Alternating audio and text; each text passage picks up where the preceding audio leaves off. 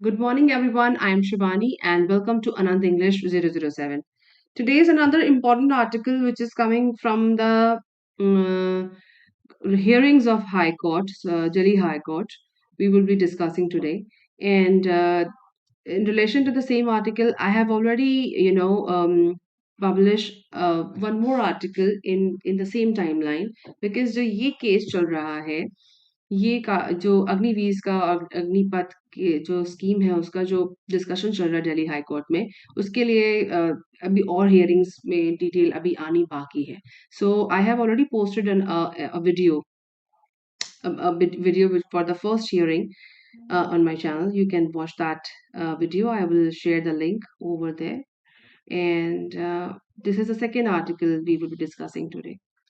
All right. So why Agniveers? The heading इसकी है why Agniveers other cadre have different pay scales high court. पहली बात तो ये हाई कोर्ट ये बात समझ लास्ट आर्टिकल मैंने समझाया था कि सुप्रीम कोर्ट ने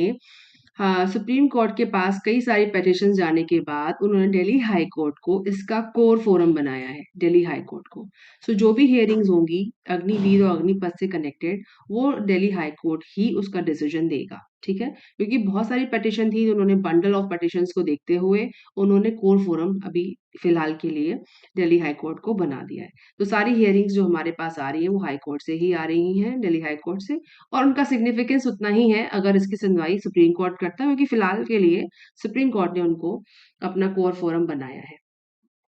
ठीक है सो वाई अग्नि क्वेश्चन पूछ रहा है हाई कोर्ट यहाँ पे कोलन लगा हुआ है कि वाई अग्निवीर अग्निवीर का क्यों अग्निवीर अदर अदर कार्डर हैव डिफरेंट पे स्केल कि अग्निवीर से दूसरे जो कार्डर के जो आर्मी प्रोफेशनल्स हैं आर्मी में काम करने वाले हैं उनका पे स्केल अग्निवीर से अलग क्यों है ठीक है ये उन्होंने सवाल पूछा है ठीक है क्वेश्चन मार्क तो नहीं लगा है पर कोलन लगा है सुप्रीम कोर्ट ने हाई कोर्ट ने ऐसा कहा ओके और वाई लगाया then we start with the article now. So the Delhi High Court on Wednesday, बुधवार को asked पूछा the center से पूछा why there was a difference अंतर क्यों है डिफरेंस का मतलब अंतर क्यों है इन द पे स्केल जो उनका वेतनमान है जो वेतन जो हम वेतनमान का एक स्केल होता है एक बैंड होता है राइट कि यहाँ से यहाँ तक सपोज करिए एक वेतनमान हो गया हमारा फॉर एग्जांपल 3,000 से लेकर के 10,000 तक ये एक प्राइस बैंड हो गया कि आपको इतने सालों में इतना सैलरी तो आपको मिनिमम मिलेगी ही मिलेगी प्राइस बैंड होता है पे स्केल होता है ठीक है हर सरकारी पोजीशन का तो उन्होंने बोला कि जो पे स्केल है अग्निवीर का वो अलग क्यों है एंड द रेगुलर कार्डर इन द आर्मी जो रेगुलर जो अभी जनरल तौर पे नियमित तौर पे जो कार्डर होते हैं उनका आर्मी का जो पे स्केल है वो अग्निवीर से अलग क्यों है A bench of Chief Justice Satish Chandra Sharma and Justice Subramaniam Prasad asked additional Solicitor General जो सेंटर से हमको कोर्ट में रिप्रेजेंट करते हैं सेंटर से जो सरकार को रिप्रेजेंट करते हैं वो उन लॉयर्स को या उन हेड ऑफ लॉयर्स को कहते हैं सॉलिसिटर जनरल ठीक है तो वो ऐश्वर्या भाटी जी हैं और उन्होंने वो रिप्रेजेंट कर रही हैं who was representing the centre ठीक है जो रिप्रेजेंट कर रही हैं आगे जो प्रेजेंट का मतलब और रिप्रेजेंट का मतलब उनकी तरफ से प्रस्तुत हो रही हैं वो है ऐश्वर्या भाटी तो डबल कोलन में लिखा उन्होंने कहा कि इफ उन्होंने पूछा इनसे और डबल कोलन में कहा इसका मतलब स्टेटमेंट है ये if the job profile is same जबकि जॉब प्रोफाइल का मतलब हुआ जो रूपरेखा रूप प्रोफाइल तो मतलब प्रोफाइल ही होती है इंग्लिश वर्ड है ये पर प्रोफाइल का मतलब है जो ढांचा है जो रूपरेखा है जॉब की नौकरी की जब वो सेम है then how can you justify तब आप कैसे इस बात को जस्टिफाई करेंगे या इस बात को कैसे आप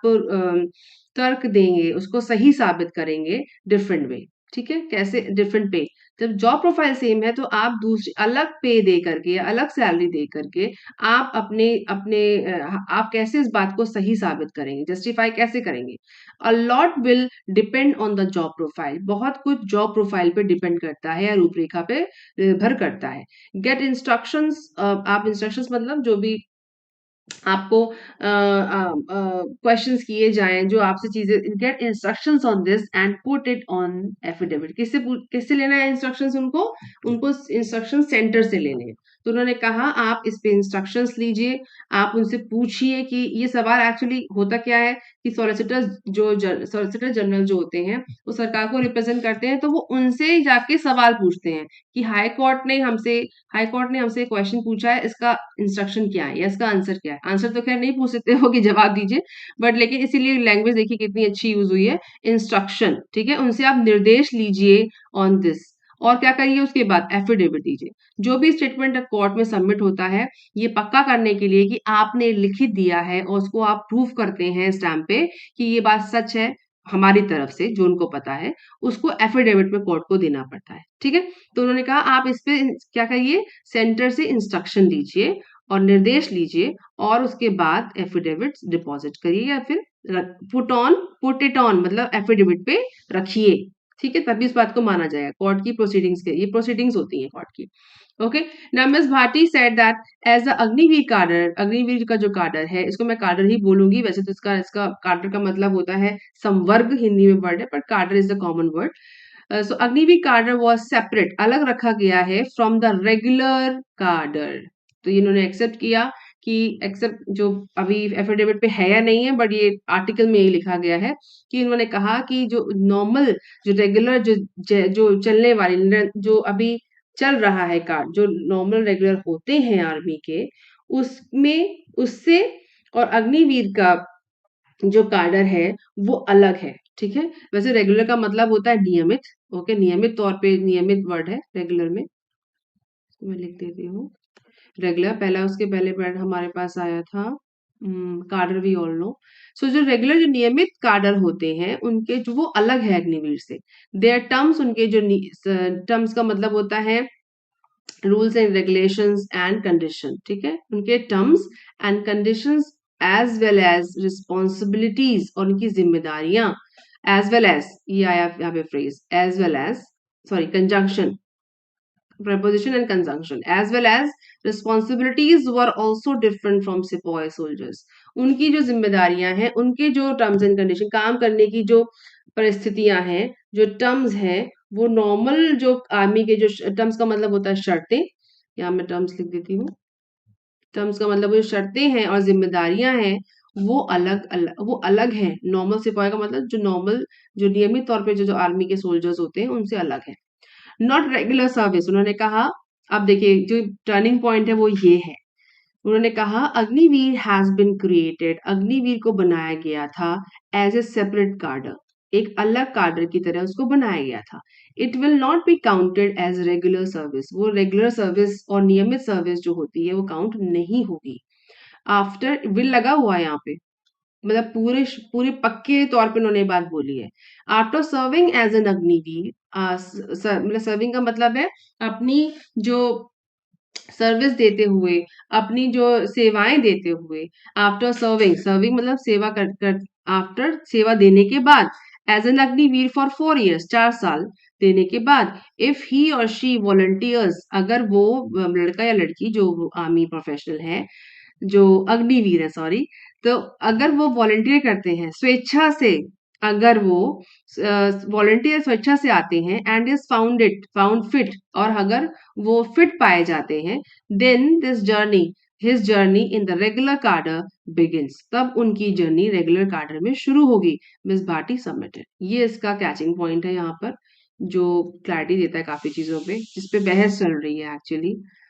उसको मैं यहाँ पे ऐसे कर देती हूँ। Okay, the centre was responding to a batch of petitions. Centre क्या कर रहा है, सेंटर वाज रिस्पॉन्डिंग, जवाब दे रहा था। सेंटर कौन, सेंटर तो डायरेक्ट आएगा नहीं, तो कौन, solicitor general. So centre was responding to a batch of petitions challenging the Agniveer scheme, Agnipath scheme of recruiting soldiers, जो कि अग्निपथ की जो भर्ती है उसके ऊपर बहुत सारी बैच मतलब बंडल, जत्थे के जत्थे उनके ऊपर पेटिशंस या याचिकाएं लगी हैं। जैसे मैंने पहले कहा कि पहले आर्टिकल में मैंने बताया कि बहुत सारी पिटिशंस आई, तब जाके उन्होंने हाई कोर्ट को सेंटर बना दिया, कोर फोरम बना दिया। So the centre was responding to a batch of petitions challenging the Agnipath scheme of recruiting soldiers. So वो जवाब दे रहे थे उन सारी पिटिशंस का, ऐश्वर्या भाटी जी दे रही थी। इट सेड, ऐसा कहा गया, that below the officers, okay, it said that below the officers post, अभी सेकंड कैच है कि जो भी Agniveer below the officers, officers की पोस्ट से नीचे होंगे, ठीक है। Agnipath was the only way to join the armed forces now at the soldiers level and only medical selection had been kept out. उन्होंने कहा कि जो ऑफिसर्स लेवल से नीचे होंगे उनके लिए आर्म्ड फोर्सेस को ज्वाइन करने के लिए अग्निपथ ही एक ऐसी स्कीम है जिससे वो ज्वाइन कर सकते हैं। और उन्होंने ये भी लिखा, बताया कि and only the medical section, जो मेडिकल सेक्शन है उसको बाहर रखा गया था, हैड बिन रखा गया था, क्योंकि अभी होल्ड पे चल रहा है, आई थिंक ऐसा है, तभी उन्होंने बात बोली है। अगर वरना वो कहती हैज बिन रखा गया है। सो उन्होंने बोला कि सिर्फ मेडिकल सिर्फ मेडिकल सेक्शन को उन्होंने अलग रखा गया था, ऐसा उन्होंने बोला। और जो ऑफिसर्स लेवल के नीचे जो जो भी आर्मड फोर्सेस को ज्वाइन करना चाहते हैं उनके लिए अग्निपथ ही एक स्कीम है। Many candidates have moved the court, बहुत सारे जो कैंडिडेट्स हैं जो कहना चाहिए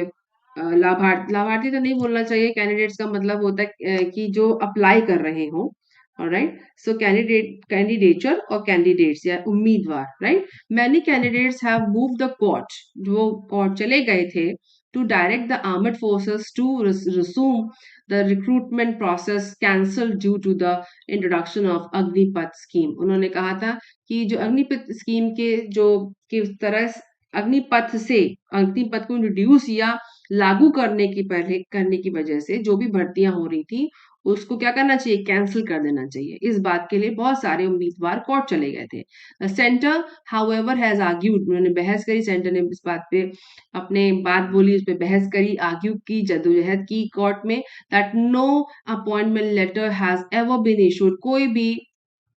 अपॉइंटमेंट लेटर कभी भी इशू नहीं किया गया था उम्मीदवारों को who had applied under various recruitment advertisement, जिन्होंने अप्लाई किया था एडवर्टीजमेंट, जो आपके एड्स आते हैं उनके ऊपर, जो आर्मी के एड्स हैं, issued by the air force, army and navy. उन्होंने कहा ऐसा कोई भी अपॉइंटमेंट लेटर हमने इशू नहीं किया था, इसका मतलब वो कोई उसका कोई मतलब नहीं है, that is completely null and void. So appointment का मतलब था नियुक्ति, ठीक है। सो जो भी आपके एड्स पे उन्होंने नियुक्त, इसको मैं वर्ड लिख देती हूँ यहाँ पर, अपॉइंटमेंट,